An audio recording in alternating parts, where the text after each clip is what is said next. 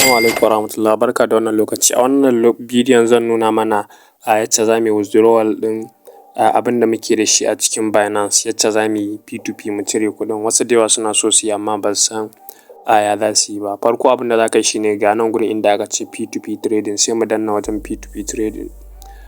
A P2P trading za ka ga zai ba mu sanction guda biyu. Zai ba mu sanction guda biyu, da akwai buy da akwai sell. To tunda mu sell muke so mu yi, za mu zaɓi sell. Kaga a buy ya zo mana, sai mu danna wajen sell.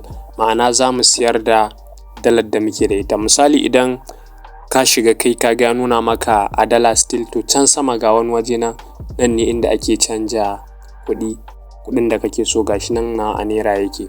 Gashi nan duk dala ɗaya ana karɓar ta a naira 1,200 da naira 60 da wani abu dai haka zuwa sama. To abin da nake so in nuna mana shine za ga yawanci limit amount ɗin da suke cewa, ko in ce limit ɗin da suke karɓa shine, kaga wannan dala ko in ce naira miliyan 13 kenan. Daga miliyan 13 zuwa miliyan 22 da ɗaruruwa. To sai mi ta ƙasa a haka ne wai har za mu je, in ka kula za ka gani dala 5 nake da ita. Kaga wannan abin da yake karɓa daga miliyan 1 zuwa miliyan 7, daga miliyan, a gani duka wannan yawanci kuɗaɗe ne masu yawa, ba su fiye karɓar kaɗan ba. To ga mai 11,000 an samu, ga mai 10,000 an samu. Kaga an koma 'yan miliyan. To abin da nake so da kai shine, yawanci a nan za ka ga sun fi karɓar kuɗi da yawa a cikin Binance, ba su fiye karɓar kuɗi kaɗan ba. To abin da za mu yi shine, za mu ɗebi kuɗinmu, coins ɗinmu za mu ɗebe su. Wannan kenan BNB ne gashi. Sai za mu kwashe shi daga cikin wannan exchanger ta Binance. Za mu kwashe shi, za mu mayar da shi cikin Bybit. A Bybit a nan ne za mu samu wanda za ga har dala ɗaya ma ana samun wanda zai tura maka dala ɗaya.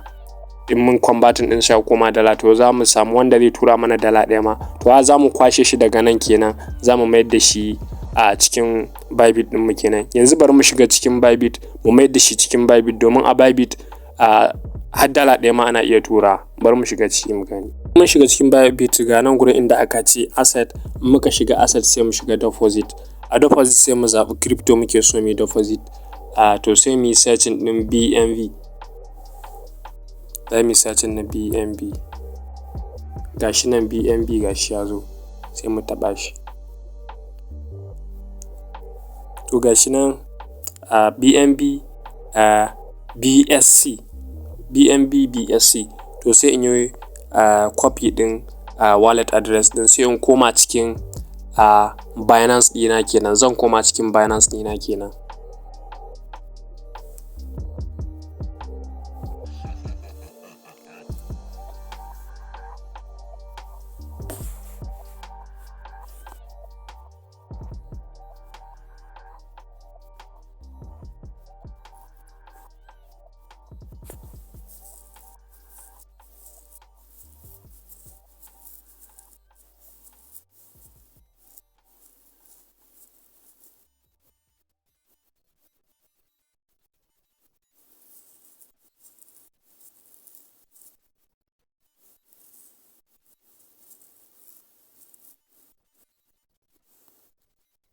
To bayan na dawo cikin Binance ɗina, gani a wajen inda zan kwashe BNB ɗina, zan mayar da su cikin Bybit. To abin da zan yi shine, zan danna withdrawal nan inda aka ce withdrawal.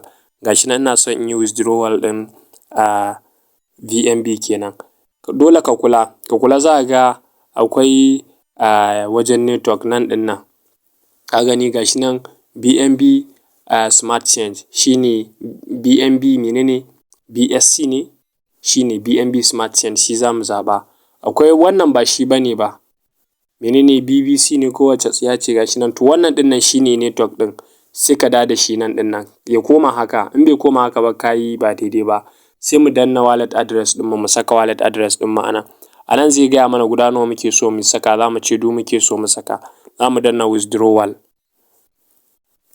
Mun saka network, mun saka komai. Za mu danna confirm. Muna so mu yi confirmation kenan zuwa waccan wallet address ɗin. Za mu yi confirming kenan.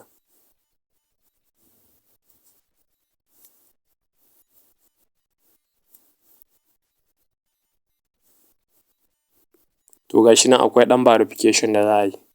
Verification ɗin ba shi da yawa. A san bai fi thumbprint ne. Na saka thumbprint ɗina shine dama ni verification ɗina.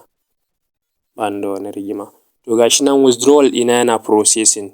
Yana processing bai bar dai cikin wallet ɗin ba amma dai yana processing. Yana kan hanya bai gama zuwa ba. Za mu duba cikin Bybit ɗinmu yana zuwa. In ya zo cikin Bybit ɗinmu za mu ci gaba har za ku ga yacce zan mayar da shi dollar daga dollar in yi P2P ya koma cikin account ɗina. Kalli bidiyon gaba ɗaya ba wahala za mu yi duka ne.